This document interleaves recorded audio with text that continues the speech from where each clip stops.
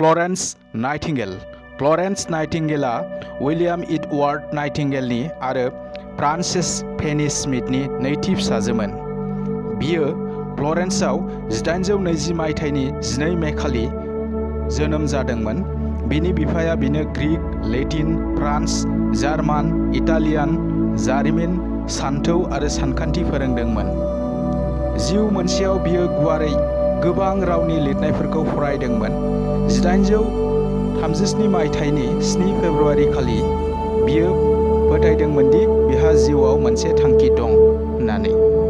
बेनि 9 बोसोर उनावसो थांखिया मा बेखौ बियो बुजिदोंमोन। उन्दै समनिफ्रायनो फ्लरेन्स नाइटिंगेलआ मानसिफोरनि खामानि मावनो लुबैदोंमोन। बियो बेमारि आरो बुरि मानसिफोरखौ जोथोन लानो नार्सनि फरायफारि आयदाफोरखौ फोजोबदोंमोन। जेब्ला 1854 मायथाइयाव क्रिमेन दावहा जायो, बियो बेमारि आरो जखम जानाय सान्थ्रिफोरखौ जोथोन लानो थाखाय कन्स्टेन्टिन'पलआव हरखाबै थांनो गाव गोसो जादोंमोन।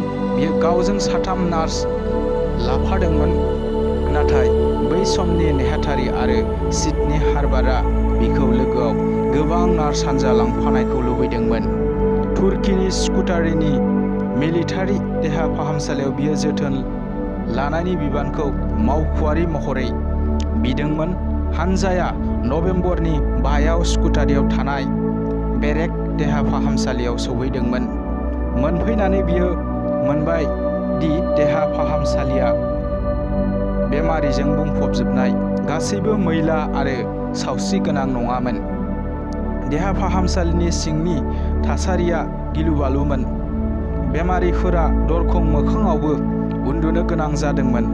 बियो गासैखौबो थि रोखोमै खालामनो थाखाय बेंगिरिजों गोरा जुजिनो गोनां जादोंमोन। बियो बेरामि थाग्रा खथायाव सानसेयाव गोबां घन्टा हगारहरदोंमोन। बियो गासै बेमारिफोरखौ जोथोन लादोंमोन आरो अननायजों आरो दुखुजों बिसोरखौ गोजोन होदोंमोन। बियो आखायाव लेम्प लानानै जखम जानाय सान्थ्रिफोरखौ गोजोन होनो थाखाय सानफ्रोमबो हराव गिदिंदोंमोन। जखम जानाय सान्थ्रिफोरा बिसोरखौ लेन्थन लानाय आइजो होनना गाबज्रियोमोन। बियो बयनिबो थाखाय अननाय आरो मिजिंनि नेरसोन जाना फैदोंमोन। बिनि लेन्थनआ बिसोरनि जिउ सोखानाय बिलिरनायजों सोरां होदोंमोन। फ्लरेन्स नाइटिंगेलआ फोथायदोंमोन दि सुबुं अननायआ सोखानायनि थाखाय मुलि बायदि गोनां। बिनि बायदिब्ला गसाइखौ सिबिनायनि साबसिन लामाया जाबाय दुखु जानाय मानसिफोरखौ जोथोन लानाय। जोबथि बेमारिया बेरेक देहा फाहामसालिखौ नागारनायनि उनावनो नाइटिंगेलआ इंलेन्डसिम थांफिनदोंमोन, जेराव बियो गोबाव सम माहारिनि बिर आइजोमोन। नाथाय रायजोनि रायदावनायखौ बियो नेवसिदोंमोन। बियो रायजोनि बरायनायनिख्रुइ बांसिन सम हामजाथि खामानि मावनानै सम हगारनो लुबैदोंमोन। 1860 मायथाइयाव बियो 45,000 रांनि नाइटिंगेल रां थुबिलखौ, जायखौ क्रिमियान खामानिखौ गोसोखांनो थाखाय रायजोआ दान होदोंमोन, बेखौ सेन्ट थमास हस्पिटालाव नार्सफोरनि फरायसालि गायसननायाव बाहायदोंमोन। बे फरायसालिया बेबायदि रोखोमनि बुहुमनि गेजेरावनो गिबिमोन।